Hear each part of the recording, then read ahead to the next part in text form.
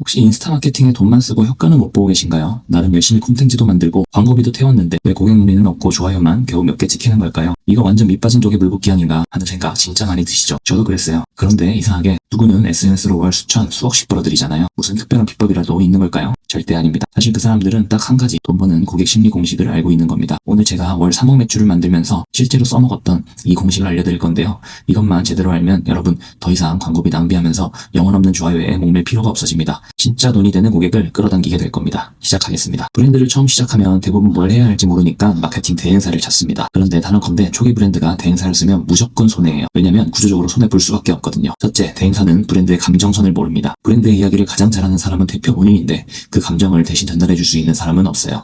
대행사는 결과 보고용 컨텐츠를 만들 뿐 브랜드 애원들을 담은 컨텐츠를 절대 못 만듭니다.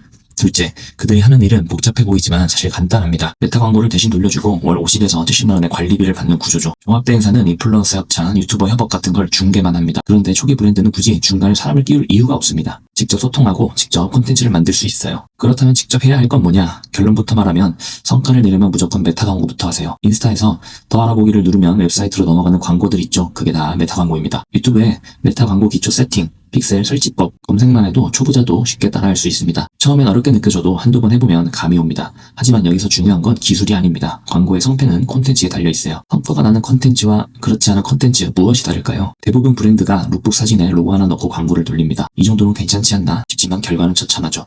왜냐면 지금은 예쁘다고 사는 시대가 아니기 때문이에요.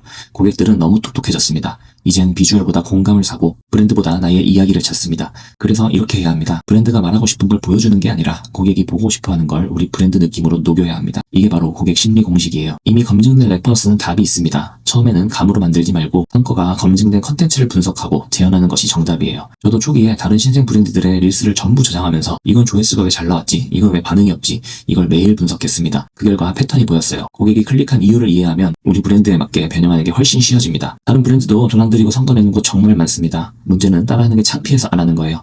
하지만 잘된 레퍼런스를 따라 만드는 게 빠르게 성장하는 브랜드의 공통점입니다. 그래도 콘텐츠 만들 자신이 없어요. 이 말 정말 많이 듣습니다. 근데 포기하면 안 됩니다. 방법이 있어요. 인플루언서와 협업하세요. 단 유명한 인플루언서 말고 우리 브랜드와 결이 맞는 사람을 찾아야 합니다. 팔로워가 많지 않아도 좋고 컨텐츠를 진심으로 잘 만들고 브랜드 무드와 결이 맞다면 그 사람은 잠재력 있는 보물이에요. 이 사람과 협업하면 그 팔로워들과도 결이 통하니까 구매 전환율이 훨씬 높습니다. 그냥 팔로워 수만 많은 사람에게 협찬했다가는 광고비만 날리고 끝입니다. 결국 브랜드가 혼자 광고만 돌리는 시대는 끝났습니다. 이제는 인플루언서, 크리에이터, 패션 매거진 같은 콘텐츠 생산자 그룹과 함께 움직여야 해요. 초기에는 작은 협찬부터 시작해서 신뢰를 쌓고 그 사람들과 함께 성장하는 구조를 만들어야 합니다. 이게 시간이 지나면 브랜드 팬덤으로 변하고 지속적인 콘텐츠 파이프라인이 됩니다. 요약하면 이렇습니다. 기술보다 콘텐츠, 감이 아니라 데이터, 팔로워 수보다 결. 이 세 가지만 지켜도 SNS 마케팅은 더 이상 운이 아닙니다. 고객이 공감하고 반응하고 결국 지갑을 여는 구조를 만들 수 있어요. 그게 바로 제가 월 3억 매출을 만들며 얻은 공식이고 지금도 매일 검증 중인 방법입니다. 자영업자 요즘 어렵다고 하죠. 혼자서는 브랜드 매출 어느 이상 못 낸다. 이 시장은 이미 포화됐다. 그런데 저는 그렇게 생각하지 않아요.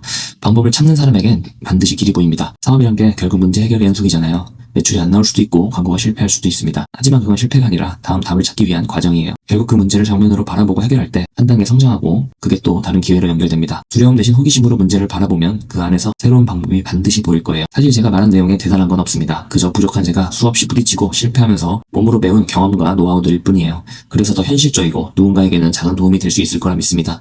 사업은 결국 혼자 하는 싸움 같지만 이런 이야기들이 여러분들에게 나도 할 수 있겠다 하는 용기를 줄 수 있다면 그걸로 충분합니다.